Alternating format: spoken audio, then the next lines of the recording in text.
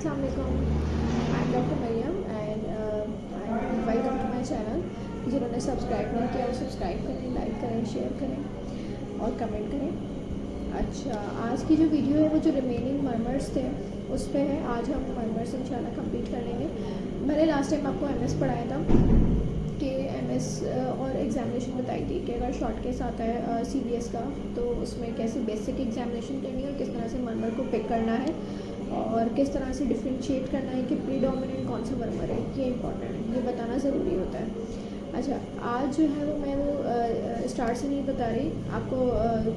जिन्होंने नहीं देखी थी मेरी लास्ट वीडियो एमएस की माइट्रल स्टेनोसिस की, वो पहले वो वीडियो देख लें कि जी माइट्रल स्टेनोसिस की जो वीडियो है उसमें किस तरह से कंसर्न है, पोजीशन है और एक्सपोजर है, फिर सीबीएस की बेसिक एग्जामिनेशन है, फिर मर्मर्स की एग्जामिनेशन है।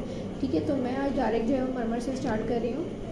माइट्रल रिगर्जिटेशन, ठीक है। लेट्स सपोज अगर एमआर का मर्मर है, ठीक है, आपने सीबीएस की एग्जामिनेशन कर ली जिसमें आपने इंस्पेक्शन किया, उसका जो है वो इंस्पेक्शन किया, पैल्पेशन किया, ऑस्कल्टेशन किया, ठीक है। अब आपने मर्मर का पिक करना है, ठीक है। एमआर के जो मैं सिर्फ यहाँ पे बताऊँगी क्लू क्या होते हैं, ठीक है। आपको कौन से ऐसे पॉइंट्स हैं जो कि टारगेटेड पॉइंट्स हैं जिससे आप जो है ना अपने मर्मर को पिक करेंगे।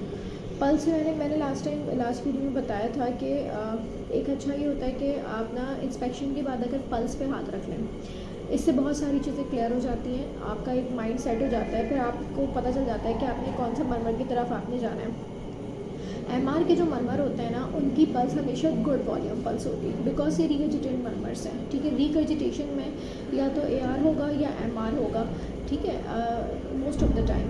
तो एआर में तो बहुत गुड वॉल्यूम पल्स होती है जिसको हम हाई वॉल्यूम पल्स कहते हैं, कोलैप्सिंग पल्स कहते हैं, ठीक है। लेकिन एमआर अगर हम कहेंगे तो एमआर में गुड वॉल्यूम पल्स होगी, एक अच्छी वॉल्यूम की आपको पल्स मिलेगी, ठीक है, या नॉर्मल वॉल्यूम होगी या गुड वॉल्यूम होगी।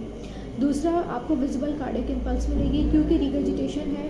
ऐसा भी हो सकता है कि पेशेंट हार्ट फेलियर में हो, ठीक है, कार्डियोमायोपैथी के साथ हो, तो इसमें विजिबल कार्डियक इम्पल्स आपको प्रीकॉर्डियम पे विजिबल पल्सेशन मिलेगी।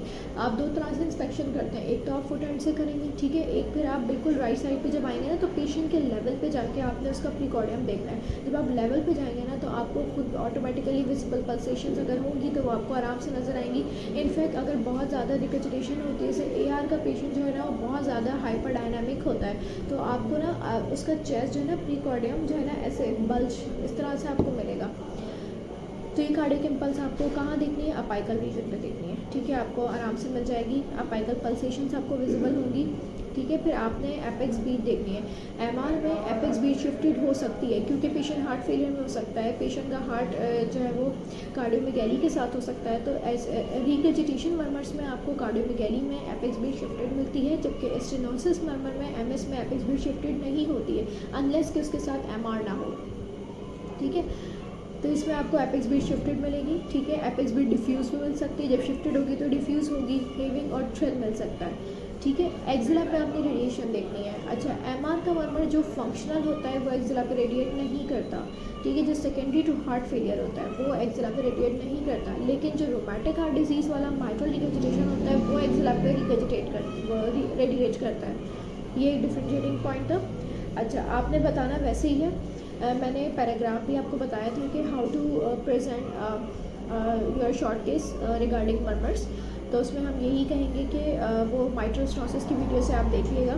जो ख़ास इस पर पॉइंट है वो यही होंगे कि first heart sound is soft, ठीक है। ये कौन सा मर्मर होता है, high pitch blowing pansystolic murmur with thrill radiating to the axilla, ठीक है, इसी तरह से बताना होता है।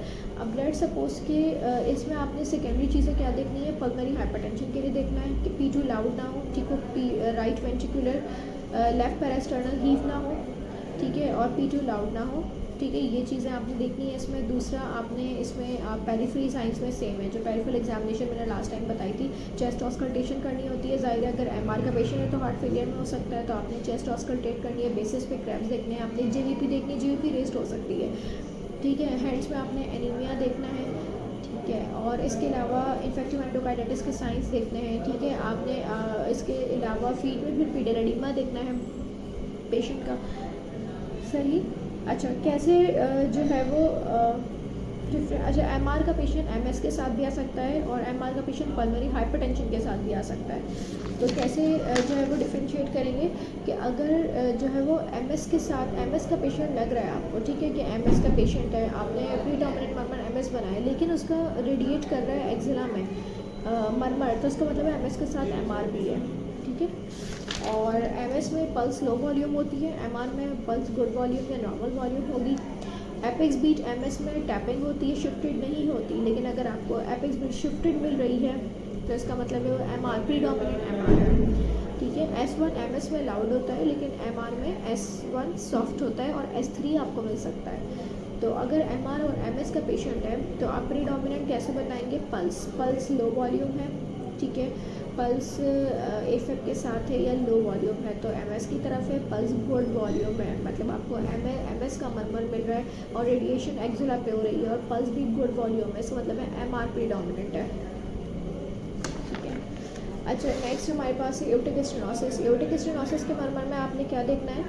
आपने हार्श जो है वो एओर्टिक स्टेनोसिस के जो मरमर होते हैं ना वो बेसिक अगर वो ओल्ड पेशेंट्स होते हैं, ठीक है, middle to old age patients होंगे, यंग पेशेंट में कम होता है एएस। अगर ओल्ड पेशेंट बैठा हुआ है, ठीक है, ओल्ड या मिडिल एज, तो एएस और एआर यंग में भी आ सकता है, ठीक है। एएस में आपने क्या देखना है? आपको एएस में पल्स कैसी मिलेगी? बिल्कुल जो है ना लो वॉल्यूम पल्स होगी, ठीक है, जिसे आपको वो कहते हैं स्लो राइजिंग पल्स होती है, स्लो राइजिंग पल्स मिलेगी एएस के पेशेंट में। और आपको जो मरमर मिलेगा ना वो कैसा होता है? हार्श इजेक्शन सिस्टलिक मरमर होता है। कैसा मरमर होता है? हार्श इजेक्शन सिस्टलिक मरमर होता है जो कि रेडिएट करता है नेक पे, ठीक है। और एएस का मरमर बहुत आसानी से जो है ना वो पिक हो जाता है। एएस में आपको पल्स कैसी मिलती है? लो वॉल्यूम स्लो राइजिंग, ठीक है। एपेक्स बीट आपको हेविंग मिल सकती है। अच्छा, बीपी जो है वो आप जब चेक करेंगे ना तो नैरो पल्स प्रेशर होगा, ठीक है, जिसमें low systolic and normal diastolic blood pressure होगा। एक जो एब्सेंट होता है सिस्टोलिक थ्रिल मिलती है आपको जो कि रेडिएट करती है नेक पे, ये इसके डिफरेंशिएटिंग पॉइंट्स हैं। अच्छा, एएस में अनलेस अगर हार्ट फेलियर या कार्डियोमेगाली नहीं होगी तो फिर एपेक्स बीट जो है वो शिफ्टेड नहीं होती, लेकिन अगर एएस के पेशेंट में एपेक्स बीट शिफ्टेड है इसका मतलब है साथ में कार्डियोमेगाली भी है, मतलब एमआर हो सकता है, एआर हो सकता है, ठीक है। ये बात ये वाई पूछते हैं कि एस का पेशेंट है, एपेक्स बीट क्यों शिफ्टेड है? तो क्यों शिफ्ट होगी भाई? एपेक्स बीट जब कार्डियोमेगाली हो रही है, कार्डियोमेगाली क्यों हो रही है कि पेशेंट हम हार्ट फेलियर में जा रहे हैं, ये इसका रीज़न है, ठीक है। अच्छा, दूसरा अब इसको आप बताएंगे कैसे कि systolic thrill present in aortic area radiate to the neck, apex beat localized and heaving in nature, high pitch harsh ejection cyclic murmur. First heart sound is normal in all areas. Second heart sound A2 is soft in all areas and pulse is low volume, slow rising, normal rhythm. GBP is normal unless कि अगर patient heart failure में होगा तो GBP भी raised होगी। अच्छा, इसका differential diagnosis में आप पल्मोनरी स्टेनोसिस रखते हैं और खूब कम रखते हैं, ठीक है, सही। इसी तरह जो एमआर का मरमर था उसके डीडीज में आप टीआर रखते हैं और वीएसडी रखते हैं। वीएसडी कैसे करेंगे वो मैं आज बताऊँगी, वैसे डिफरेंशियल्स पूछते हैं लेकिन आपको पता होना चाहिए। अच्छा, एओर्टिक रिगर्जिटेशन का अगर जो है वो आता है तो एओर्टिक रिगर्जिटेशन में अगेन रिगर्जिटेंट मरमर है, ठीक है। तो इसमें पेशेंट जो होते हैं ना एओर्टिक रिगर्जिटेशन के बहुत ज़्यादा हाइपर डायनामिक होते हैं, हाइपर डायनामिक स्टेट में होते हैं। आपको जो है ना जब पहले से पता चलेगा कि इसका जो प्री कार्डियम होगा ना वो हाइपर डायनामिक होगा, उसमें विजिबल पल्सेशंस होगी, विजिबल कार्डियक इम्पल्स होगी, ठीक है। आप जब इसमें देखेंगे ना तो इसमें विजिबल जो है ना कार्डियक इम्पल्स होगी और जब पल्स होगी वो हाई वॉल्यूम होगी, हाई वॉल्यूम कोलैप्सिंग पल्स होगी। वाटर हैमर साइन जिस पे आप चेक करते हैं, ठीक है। एपेक्स बीट जो है वो आपको शिफ्टेड मिलेगी और थर्स्टिंग एपेक्स बीट होती है और शिफ्टेड होती है, ठीक है। अब जो मरमर होगा ना इसमें वो कैसा होगा? मरमर इसमें होगा हाई पिच डायस्टलिक मरमर होता है ग्रेड 3 जो heard in lean forward position with breath held during expiration. इसी तरह आपने इसका मरमर जो है दो जगह चेक करते हैं आप, एक A1 और A2 एरिया पे आप चेक करते हैं। एक तो आप पेशेंट को लीन फॉरवर्ड कराएंगे, ठीक है, और जो है ना ब्रेथ हेल्ड ड्यूरिंग एक्सपायरेशन, और दूसरा जो है ना आप उसका A2 एरिया पे चेक करेंगे, सही है। अच्छा, P2 इसमें नॉर्मल होता है, पल्स हाई वॉल्यूम कोलैप्सिंग होती है और इसमें वाइट पल्स प्रेशर होता है, ठीक है। वाइट पल्स प्रेशर क्या होगा कि high systolic and decrease diastolic blood pressure. अच्छा, एक और चीज़ ये होती है कि अब इसमें आपने पेरिफेरल साइंस देखने होते हैं। पेरिफेरल साइंस कैसे देखने होते हैं कि आपने देखना होता है इसमें 3 तरह की आपको पल्स मिलती हैं। एक तो कोलैप्सिंग पल्स मिलेगी, ठीक है, एक डांसिंग कैरोटिड्स। इसमें जो बिल्कुल इसका जो नेक होगी ना पेशेंट की, अगर वो प्योर एयर का पेशेंट है तो बहुत ज़्यादा जो है ना पल्स हिटिंग नेक होगी, बिल्कुल डांसिंग कैरोटिड्स इजीली विजिबल होती है, वीडियोज़ देख के जाइएगा। इस तरह कैपिलरी बेड पे पल्सेशंस आपने देखनी है। ब्लड प्रेशर हाई सिस्लिक, लो डायस्लिक, वाइट पल्स प्रेशर होता है। मरमर आपको एक तो अर्ली डायस्लिक मरमर मिलेगा, ऑस्टिन फ्रेंड मरमर मिलेगा, ठीक है। इसके अलावा इसमें कुछ पेरिफेरी के साइंस भी होते हैं, अगर आप 1-2 भी कर लें तो काफ़ी है, जिसमें आपका डी मुसर साइन है, मोलर साइन है और पेस्टर शॉर्ट मरमर है। बट ये जो पेरिफेरल साइंस है ना, ये सिवियरिटी को इंडिकेट नहीं करते कि अगर आप देखें कि आपको ये सारे साइंस मिल रहे हैं तो बहुत सिवियर एआर है, ऐसा नहीं है, ये सिवियरिटी को इंडिकेट नहीं करेंगे। अब कैसे डिफ्रेंशिएट करेंगे एएस और एआर को? एएस और एआर को इस तरह से डिफ्रेंशिएट करेंगे कि एएस में जो है ना आपको लेट सपोज कि आपको इजेक्शन सिस्लिक मरमर भी मिल रहा है और आपको आर्टी डायस्लिक मरमर भी मिल रहा है। अब आपको दोनों मरमर मिल रहे हैं। अब पेशेंट को एएस प्रीडोमिनेंट है या एआर प्रीडोमिनेंट है, again go with the pulse. Pulse अगर गुड वॉल्यूम है, हाई वॉल्यूम पल्स है तो एआर प्रीडोमिनेंट है। पल्स अगर लो वॉल्यूम पल्स है या स्लो राइजिंग पल्स है तो एएस प्रीडोमिनेंट है, ठीक है। अच्छा, पल्स हो गई, प्लस ब्लड प्रेशर बहुत हेल्प करेगा। एएस में नैरो पल्स प्रेशर होता है, ठीक है, जब आप बीपी चेक करेंगे, और एआर में वाइड पल्स प्रेशर होता है, ये भी इंडिकेट करेगा। तो एएस और एआर को कैसे डिफ्रेंशिएट करेंगे? लेट सपोज आपको इजेक्शन सिस्लिक मरमर मिल रहा है एओर्टिक एरिया पे जो रेडिएट कर रहा है नेक पे, और आपको अर्ली डायस्लिक मरमर मिल रहा है, आपको ये दोनों मरमर मिल रहे हैं, ठीक है। आपने पल्स देखनी है, पल्स कैसी है? Pulse low volume slow rising है तो एएस प्रीडोमिनेंट है। पल्स गुड वॉल्यूम है, हाई वॉल्यूम पल्स है तो एआर प्रीडोमिनेंट है, ठीक है। एपेक्स बीट शिफ्टेड है तो एआर प्रीडोमिनेंट है, एपेक्स बीट शिफ्टेड नहीं है तो एएस प्रीडोमिनेंट है, ठीक है। और अगर आपको बहुत ज़्यादा प्रोमिनेंट पल्सेशंस मिल रही है, डांसिंग कैरोटिड्स वगैरह मिल रही है, पल्स भी गुड वॉल्यूम है, तो ये सब फीचर्स का जो है ना फीचर्स जा रहे हैं टूवर्ड्स कि ये सिवियर जो है वो एआर है, प्रीडोमिनेंट एआर है, ठीक है। हो गया ये। अब कंजेनाइटल हार्ट डिसीज़ में ना वीएसडी आता है और एएसडी आता है, ठीक है, तो इनके पेशेंट्स आप ज़रूर देखें। एएसडी भी रखा हुआ होता है most of the time short cases में, और एएसडी भी करें और वीएसडी भी करें। वीएसडी में क्या होता है? वीएसडी का क्लू ये होगा कि कंजेनाइटल हार्ट डिसीज़ है ना, तो ये यंग पेशेंट्स होते हैं, या तो टीनेज बच्चे होंगे या एडल्ट होंगे, लेकिन यंग होंगे, यंग पेशेंट्स होते हैं, ठीक है। इसमें आपने क्या करना होता है, इसमें एपेक्स बीट जो है वो नॉर्मल करेक्टर की होती है। सिस्लिक थ्रिल आपको इसमें ना आपको क्या मिलता है, आपको लेफ्ट पूरा जो पैरास्टर्नल बॉर्डर है ना उस पर सिस्टोलिक थ्रिल मिलेगी, ठीक है। S1 S2 नॉर्मल होता है, और पैन सिस्लिक मरमर मिलता है आपको लेफ्ट पैरास्टर्नल बॉर्डर पे जिसमें रेडिएशन नहीं होती एक्सेला में, ठीक है। और इसके डिफरेंशियल्स में एमआर और टीआर आता है, और इसमें आपने पेरिफेरल जो देखना होता है वो साइनोसिस और क्लबिंग देखनी होती है, क्योंकि आपको टॉप के लिए देखना होता है, ठीक है।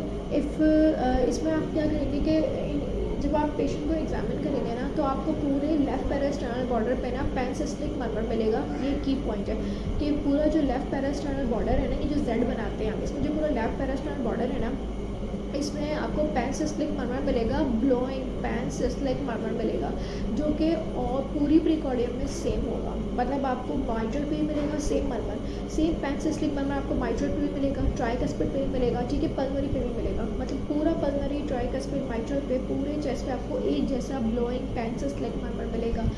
एमआर में तो ये होता है ना कि पीएसएम का जो मरमर है वो आपको प्रीडोमिनेंट माइट्रल एरिया में मिलेगा जो एक्सला पे रेडिएट करेगा, लेकिन ये रेडिएट नहीं करेगा, ये रेडिएट नहीं करेगा, और ये बिल्कुल एक जैसा मरमर जैसे आपको चेस्ट पे रखते पता चलेगा, धक धक धक धक, मतलब बहुत ज़्यादा सिस्टलिक मरमर होगा, थ्रिल होगी, और जो पूरे प्रीकॉर्डियम में सेम होगी। तो ये इंडिकेट करेगा वीएसडी प्लस यंग पेशेंट हो गए। आपने पेरिफेरी में साइनोसिस देखनी है और क्लबिंग देखनी है, ठीक है। अच्छा, अब हमारे पास अगर पेशेंट आता है प्रोस्थेटिक का, प्रोस्थेटिक हार्ट वॉल की एग्जामिनेशन कैसे करेंगे? सबसे पहले तो जब हम इंस्पेक्शन कर रहे हैं ना, तो इंस्पेक्शन में आपने देख लिया कि चेस्ट पे इतना बड़ा स्कार है, ठीक है। अब वो मिड स्टेनोटमी स्कार है। अब मिड स्टेनोटमी स्कार आपने देख लिया। अब दूसरा काम ये क्या करना है, ये दो तरह से हो सकता है। मिड स्टेनोटमी स्कार या तो बाईपास का हो सकता है या प्रोस्थेटिक हार्ट वॉल सर्जरी का हो सकता है। तो आपने पेशेंट की लेग्स देखनी है कि लेग्स पे तो कोई स्कार नहीं है, अगर लेग्स पे भी स्कार है तो ये बाईपास है, ठीक है, और अगर लेग पे स्कार नहीं है तो ये फिर प्रोस्थेटिक हार्ट वॉल की तरफ है, ठीक है। ये आपने दो चीज़ें देखनी है। उसके बाद आपने पेशेंट के पूरे एक्सपोज कराना है, उसकी लेग्स पे, आर्म्स पे, एब्डोमेन पे आपने ब्रूसेस देखने हैं। ब्रूसेस क्यों? क्योंकि पेशेंट यकीनन एंटीकोगुलेंट्स पे होगा, तो आपने ब्रूसेस देखने हैं उसके, ठीक है। उसके बाद आपने जो है ना, और जब आप इंस्पेक्शन कर रहे होंगे ना तो करीब जाएंगे उसकी प्रीकॉर्डियम पे और कान लगा के सुनने की कोशिश करेंगे कोई क्लिक आ रहा है, क्योंकि प्रोस्थेटिक हार्ट पम्प अगर फंक्शनिंग होता है तो आपको एक क्लिक, एक मेटालिक क्लिक का साउंड ज़रूर सुनाई देता है। जब आप प्रैक्टिस करेंगे सुनेंगे तो आपको वो पता चल जाएगा कि ये क्लिक है। जब ये क्लिक नहीं आता ना तो इसका मतलब है वो स्टक वॉल्व है या प्रोस्थेटिक हार्ट वॉल्व फेलियर है, सही है। तो ये क्लिक सुननी होती है और इसको अप्रिशिएट करना होता है अगर प्रोस्थेटिक हार्ट वॉल्व का केस आ जाता है तो। अच्छा, दूसरा एक और चीज़ ये थी कि प्रोस्थेटिक हार्ट वॉल्व में कौन सा मर्मर प्रीडोमिनेटली बताने की ज़रूरत नहीं होती, आपको सिर्फ पिक करना होता है। और अगर पेशेंट प्रोस्थेटिक हार्ट वॉल्व का पेशेंट हॉस्पिटल में क्यों आएगा, दो ही रीज़न हो सकते हैं, या तो वॉल्व फेलियर हो गया है, वॉल्व फेलियर हो गया है। कैसे वॉल्व फेलियर हो सकता है कि पेशेंट हार्ट फेलियर में होगा, लीक हो गया है उसका वॉल्व, ठीक है। तो उसमें ये हो सकता है कि आपको MS का जो मर्मर मिला है उसके साथ आपको अगर MR भी मिल रहा है तो इसका मतलब है कि वॉल्व लीक हो गया है, पेशेंट हार्ट फेलियर में जा रहा है। आपको GVP रेज मिल सकती है, चेस्ट में क्रैकल्स मिल सकता है, ठीक है। आपको PT रेडिमा मिल सकता है, पेशेंट हार्ट फेलियर की पिक्चर के साथ आ सकता है कि वॉल्व फेलियर के साथ। दूसरा स्टक वॉल्व के साथ आ सकता है कि उसमें थ्रोम्बस है, क्लॉट है, तो आपको क्लिक नहीं मिलेगी, क्लिक एब्सेंट होगी। दो ही तरह की प्रेजेंटेशन हो सकते हैं, या इन्फेक्शन हो जाए, इन्फेक्टिव एंडोकार्डाइटिस, ठीक है, उसके साथ आ सकता है। तो आपने पेरिफेरी में उसके साइंस देखने हैं इन्फेक्टिव एंडोकार्डाइटिस के, जिन में लीजन्स हो गए, ठीक है, ऑसलेंट नोड्स हो गई, स्प्लीन देखनी है आपको, स्प्लीनोमेगाली हो गई, ठीक, ये चीज़ें आपने उसमें देखनी है। और प्रोस्थेटिक में जो इंपॉर्टेंट होता है ना, जो आपसे वो एक्सपेक्ट करते हैं वो ये क्लिक को अप्रिशिएट करें। और अगर क्लिक नहीं आ रही है तो क्या रीज़न हो सकता है ये आपको पता होना चाहिए, ठीक है। That's all about cardiac examination. और कार्डिक एग्जामिनेशन टाइम लगता है क्योंकि हम लोग डेली बेसिस पे ये मर्मर्स नहीं है जो है वो डील कर रहे होते हैं, तो थोड़ा मुश्किल होता है। लेकिन जब आप फ्रिक्वेंटली जो है वो प्रैक्टिस में आते हैं तो फिर आप पिक करना स्टार्ट हो जाते हैं कि और पिक नहीं करना होता, बेसिकली कोशिश करें कि मिक्स्ड मर्मर ही देखें ताकि उसको डिफ्रेंशिएट कर सकें। और जो मैंने पॉइंट्स बताए हैं, पल्स हो गई, ठीक है, कुछ फीचर्स जो बताए हैं उनसे डिफ्रेंशिएट करें कि विच मर्मर इज़ प्रीडोमिनेंट। सो इंशाल्लाह ये फिर इजी हो जाएगा। ओके, थैंक यू, अल्लाह हाफिज़, गुड लक।